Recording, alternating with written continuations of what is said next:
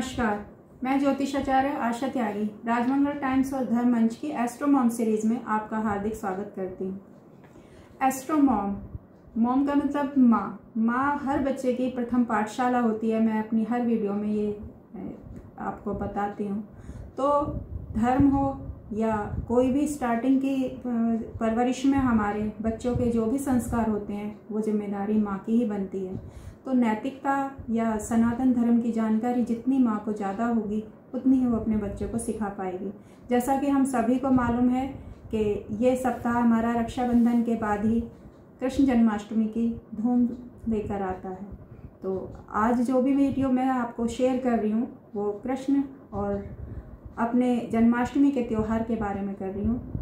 मैं चाहती हूँ कि हर माँ थोड़ी थोड़ी सी जानकारी अपने बच्चों को बात में, कहानी में, किसी भी तरीके से शेयर करें ताकि हमारे बच्चे जो हैं अपने सनातन धर्म में जो युग पुरुष हुए हैं उनके बारे में कुछ जान सकें। जब राम ही कृष्ण है और कृष्ण ही राम है तब ये अंतर बताना उचित तो नहीं है, लेकिन फिर भी भारतीय जन के परम आदर्श राम भी हैं और कृष्ण भी हैं। ये दोनों ही भारतीय धर्म परंपरा के ऐसे प्रज्ञा पुरुष हैं जिनसे हर देश काल का व्यक्ति प्रेरणा लेता है, उनको अपना आदर्श मानता है। मर्यादा की भी और असीमता की भी। जीवन हो तो मर्यादा जैसा, लेकिन धर्म और न्याय की रक्षा कृष्ण भी होना चाहिए। जब भी मर्यादा की बात होती है हम मर्यादा पुरुषोत्तम राम की बात करते हैं, लेकिन जब भी धर्म और न्याय की रक्षा के लिए नाम लिया जाता है तो कृष्ण का नाम सबसे पहले लिया जाता है। मानववन भेद में जीतता है, इसलिए सामान्य जनों के लिए कुछ अंतर मैं यहाँ अपनी इस वीडियो में आप सबके साथ साझा करती हूँ। कलाएं। कहते हैं भगवान राम 12 और कृष्ण 16 कलाओं में दक्ष थे। श्री कृष्ण में जो अतिरिक्त कलाएं थीं वह उस युग के मान के लिए बहुत जरूरी थीं। मर्यादा पुरुषोत्तम।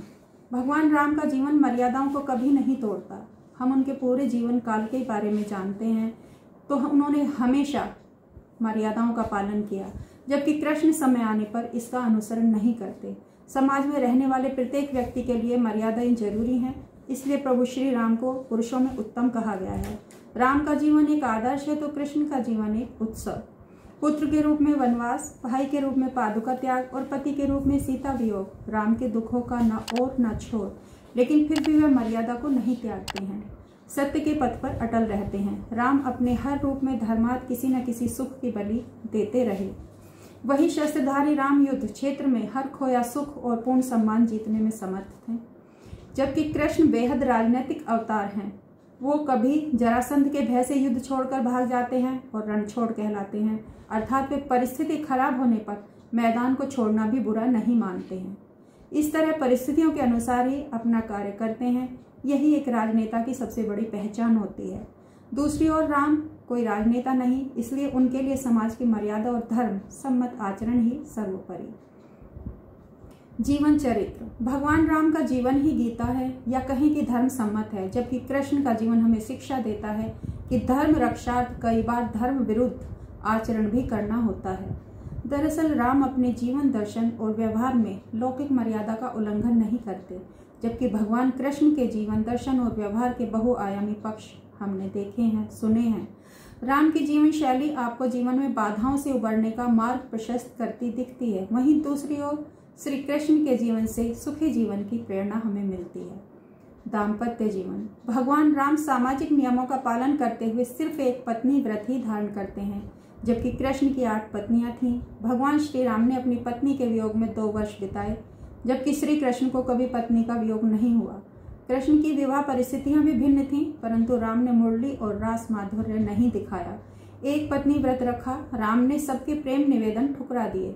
राम ने सीता जी से प्रेम किया, उन्हीं से विवाह भी, परंतु कृष्ण ने प्रेम तो राधा से किया लेकिन विवाह रुक्मणी, सत्यभामा, जामवंती, कालिंदी से किया।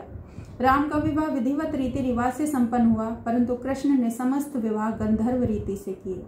राम को देखा जाए तो गृहस्थी का सुख उन्हें नहीं के बराबर ही मिला, जबकि इसके विपरीत कृष्ण को सदैव ही गृहस्थी का सुख मिला।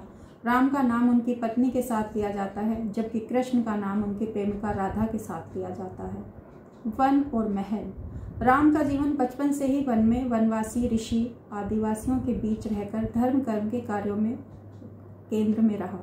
उन्होंने ऋषियों की रक्षा, असुरों का वध किया और वनवासियों को शिक्षित और संगठित किया।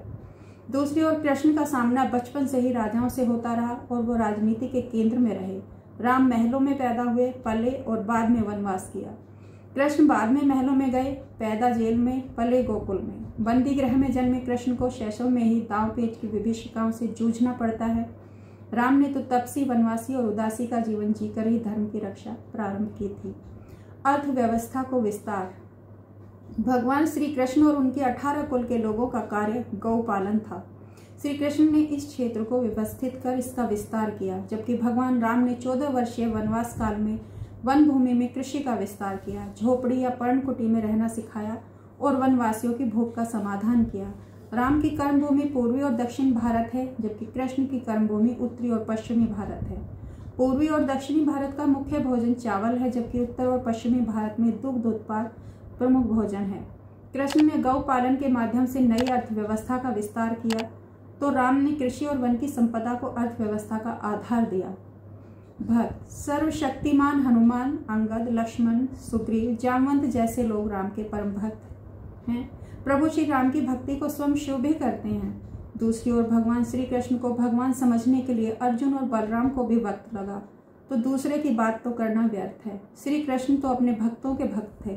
भक्ति के वे सारे मार्ग जो दूसरी ओर जाते हैं, सभी घूमकर श्री राम की ओर आ जाते हैं। श्री कृष्ण का सहयोग भी भगवान हनुमान ने दिया था, क्योंकि श्री कृष्ण राम ही तो हैं। राम अपने मित्रों को बिना मांगे ही उनकी वांछित वस्तु दे देते हैं, जैसे सुग्रीव और विभीषण को उन्होंने बिना मांगे ही क्रमशः बलि और रावण का राज प्रदान कर दिया। इसके विपरीत श्री कृष्ण ने अपने मित्र सुदामा को उसकी याचना करने के बाद ही वैभव प्रदान किया। युद्ध नीति। भगवान राम की युद्ध नीति और कृष्ण की युद्ध नीति में भी बहुत अंतर है। राम ने अपने सम्मान की लड़ाई लड़ी, जबकि श्री कृष्ण की लड़ाई अपने लिए नहीं बल्कि धर्म की रक्षा के लिए थी। भगवान राम ने रावण को मारने के लिए कई तरह की कठिनाइयों का सामना किया। सेना के गठन और समुद्र पार करने से लेकर महाशक्तिशाली रावण का वध करने तक कई घटनाक्रमों का सामना करना पड़ा। लेकिन श्री कृष्ण के पास तो खुद की सेना थी, जिसे उन्होंने कौरव पक्ष को दे दिया और खुद पांडवों की ओर से लड़े। भगवान राम को रावण के छल और उसकी मायावी शक्तियों का सामना करना पड़ा, लेकिन भगवान कृष्ण को छल करने वालों के साथ छल का ही सहारा लेना पड़ा। पापियों का वध। भगवान राम ने एक एक करके वन में और अन्य जगहों के पापी असुरों का समय पर वध किया, लेकिन श्री कृष्ण सभी को एक जगह इकट्ठा करते हैं और उनका संहार करते हैं। एक कंस पापी संहारे, एक दुष्ट रावण मारे, दोनों अधीन दुखहर्ता, दोनों के बल के धाम। और भी कई अंतर हैं। भगवान राम का चरित्र सर्वथा अनुकरणीय है, भगवान कृष्ण का चरित्र चिंतनीय है। राम का जन्म त्रेता युग में हुआ चैत्र शुक्ल पक्ष की नवमी को, जबकि कृष्ण का जन्म द्वापर युग में भादो के कृष्ण पक्ष अष्टमी को रात के 12 बजे हुआ। जहां राम के जन्म के समय चारों ओर उजियारा था, वहीं श्री कृष्ण के जन्म के समय घन घोर अंधेरा था। राम के जन्म महल के अंदर होता है और कृष्ण का जन्म जेल के अंदर। राम श्याम वर्ण के थे तो कृष्ण काले वर्ण के थे। अंत में मैं यही कहना चाहती हूँ कि श्री रामचंद्र जी जैसा बेटा हर पिता चाहता है, उनके जैसा पति हर स्त्री चाहती है, लेकिन कृष्ण जैसा दोस्त, कृष्ण जैसा राजनीतिज्ञ, कृष्ण जैसा राजा भी हर युग में पैदा नहीं होता। कृष्ण हर जगह सर्वव्यापी हैं, सबके लिए, हर समय में उनके पास अनुकरण करने के लिए इतनी सारी विधाएं, इतना सारा आचरण कि हम उन सभी चरित्र को अगर अपने बच्चों को सिखाएं तो आज के समय में कहीं भी कोई परेशानी का सामना नहीं करना पड़ेगा। नमस्कार, धन्यवाद।